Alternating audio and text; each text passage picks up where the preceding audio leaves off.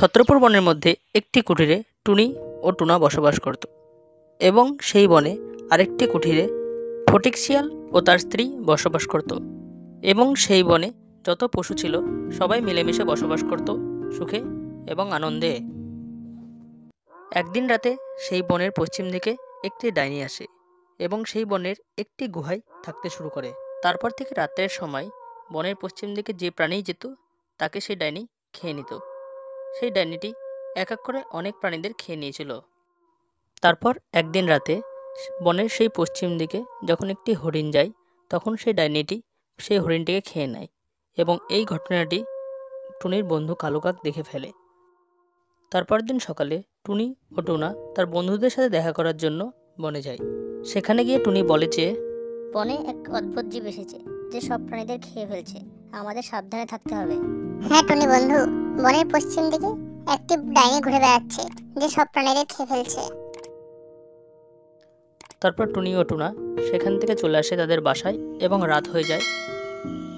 তখন শিয়ালের স্ত্রী বলে যে যাও স্বামী, টুনাকে গিয়ে ডেকে আনো, আমি বাড়িতে মাংস রান্না করেছি। সে এসে কিছুটা মাংস খেয়েও যাবে এবং টুনির জন্য নিয়ে যাবে। কি, এখন ডেকে আনবো? এত রাতে কেউ আসে নাকি? আসবে না মনে হয়। এত রাতে কেউ কারো বাড়ি যায় নাকি? যাও না, গিয়ে একবার ডেকেই আনো না, দেখি আসে কিনা। তুমি যখন এতই করে বলছো, ঠিক আছে যাই, গিয়ে দেখে আসি টুনা আসে কিনা। এ কথা বলে ফটিক শিয়াল টুনার বাড়িতে চলে যায় টুনাকে ডাকতে। তারপরে শিয়াল যখন রাত্রিবেলা টুনার বাড়িতে যায় তখন তাকে দেখে টুনা বলে যে ফটিক বন্ধু, তুমি এত রাতে কোনো সমস্যা হয়েছে নাকি? না না, গিন্নি বাড়িতে মাংস রান্না করেছে তো, তাই বললো টুনাকে ডেকে নিয়ে আনো, সে কিছুটা মাংস খেয়েও যাবে এবং টুনির জন্য নিয়েও যাবে। চলো টুনা, তাড়াতাড়ি চলো, অনেক তো রাত হয়েছে, ফের তো তোমাকে বাড়ি ফিরতে হবে। আচ্ছা মশাই, তুমিও পারো। এত রাতে কেউ কারো বাড়ি যায় নাকি? এত রাতে আসার কি দরকার ছিল? গিন্নির হুকুম, তোমাকে নিয়ে যেতে হবে মানে নিয়ে যেতেই হবে। চলো চলো, অনেক রাত হয়েছে, তাড়াতাড়ি চলো। কি আর বলবো, এত রাতে যখন ডাকতে চলে এসেছো, চলো তোমার বাড়ি থেকে ঘুরে আসি। টুনি, চললাম ফটিক বন্ধুর বাড়িতে, তুমি থাকো। হ্যাঁ হ্যাঁ টুনি, চললাম, থাকো। ঠিক আছে, যাও, আর দেখে শুনে যেও কিন্তু। আর টুনাকে তাড়াতাড়ি পাঠিয়ে দিও ফটিক বন্ধু। হ্যাঁ ঠিক আছে, তাড়াতাড়ি পাঠিয়ে দেবো। এই বলে ফটিক ও টুনা ফটিকের বাড়ির উদ্দেশ্যে রওনা হয়। ফটিক ও টুনা বনের পশ্চিম দিক দিয়ে যাচ্ছিল।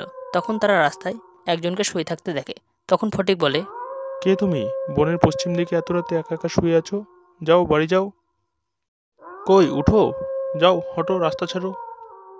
তখন হঠাৎ সেই ডাইনিটি উঠে দাঁড়ায় এবং বলে যে আমি হলাম প্রাণী খাওয়া ডাইনি, আমি আজকে তোদেরও খাবো, আমার অনেক খিদে লেগেছে। এই বলে ডাইনি টুনা ও ফটিক শিয়ালকে খেয়ে নেয়। আর এদিকে ফটিক শিয়াল ও টুনার আসতে দেরি হচ্ছিল, তাই ফটিকের স্ত্রী বলে যে টুনাকে ডাকতে গিয়ে তো আমার স্বামী থেকেই গেছে মনে হয়, যাই গিয়ে আমি ডেকে আনি, না হলে হয়তো আর আজকে আসবে না। এই বলে ফটিকের স্ত্রী টুনির বাড়ি চলে যায়। তারপরে ফটিকের স্ত্রী টুনির বাড়িতে চলে আসে এবং তাকে দেখে টুনি বলে যে ফটিক বন্ধুর স্ত্রী, তুমি এখন এখানে? তুমি বলে টুনাকে ডেকে পাঠালে, তাই টুনা ও ফটিক বন্ধু তোমার বাড়ি গেল। টুনা কই? আমার স্বামী ফটিক তো টুনাকে ডাকতে এসেছে, তাই অনেক দেরি হচ্ছে বলে আমি আসলাম। আর তুমি বলছো টুনা কই? আমার অনেক চিন্তা হচ্ছিল, তাই আমি আসলাম।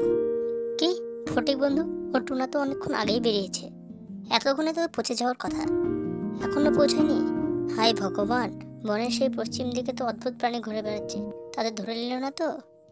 তারপরে টুনি তাদের চিন্তায় কাঁদতে কাঁদতে বলে যে হায় ভগবান, এখন আমি কি করব, আমি বুঝতে পারছি না। শিয়াল বন্ধু স্ত্রী, তার থেকে ভালো হবে যে আজকে তুমি এখানে থেকে যাও, কাল আমি আর তুমি গিয়ে পুরোহিত মশাইয়ের কাছে গিয়ে কোনো একটা উপায় বের করব। তারপরের দিন সকালে টুনি ও ফটিকের স্ত্রী পুরোহিত মশাইয়ের কাছে চলে যায়। পুরোহিত মশাইয়ের কাছে চলে যাওয়ার পর টুনি সেখানে গিয়ে বলে যে পুরোহিত মশাই, কাল রাত থেকে টুনা ও ফটিক বন্ধু নিখোঁজ, আপনি কি বলতে পারবেন তারা কোথায় আছে? হ্যাঁ টুনি, আমি বলতে পারবো, কিন্তু আমাকে মন্ত্র পড়তে হবে। থামো, আমি মন্ত্রটা পড়ে নিই। এই বলে পুরোহিত মশাই মন্ত্র পড়া শুরু করে এবং মন্ত্র পড়ার কিছুক্ষণ পরে পুরোহিত মশাইয়ের মাথা থেকে একটি আলো বেরিয়ে আসে এবং সেই আলোর মধ্য থেকে সব ঘটনা দেখাতে শুরু করে যে টুনাদের সাথে কি হয়েছে।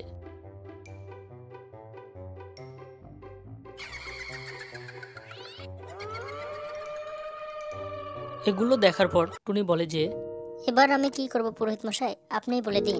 হ্যাঁ, আমি তোমাকে একটি মুরগি দেবো, যে মুরগিটা নিয়ে গিয়ে তুমি সেই ডাইনিটাকে খাইয়ে দেবো, তাহলে সেই ডাইনিটির মাথায় আগুন ধরে যাবে এবং সে মরে যাবে।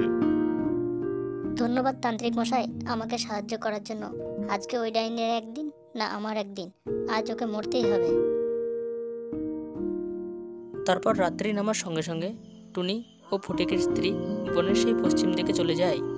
টুনি ও ফটিকের স্ত্রীকে দেখে ডাইনি বলে যে, টুনি, আমার অনেক খিদে লেগেছে, আজ আমি তোমায় খেয়ে নেব। যেমন টুনা ও ফটিককে খেয়েছি তেমন তোমাদেরও খাবো। ডাইনি, আমাকে খেও না, আমি তোমার জন্য অনেক কষ্ট করে মুরগি নিয়ে এনেছি, এই মুরগিটাকে খাও তুমি। ঠিক আছে, যখন এত অনুরোধ করছো, দাও তোমার মুরগিটাকে খাই। ডাইনিটি মুরগিটি খাওয়ার সঙ্গে সঙ্গে তার মাথায় আগুন ধরে যায় এবং সে চিল্লাতে চিল্লাতে সেখানেই মরে পড়ে যায়। এবং ডাইনিটি মরে গেলে টুনি বলে যে, যাক, অবশেষে ফটিক বন্ধু ও টুনার প্রতিশোধ আমি নিতে পারলাম।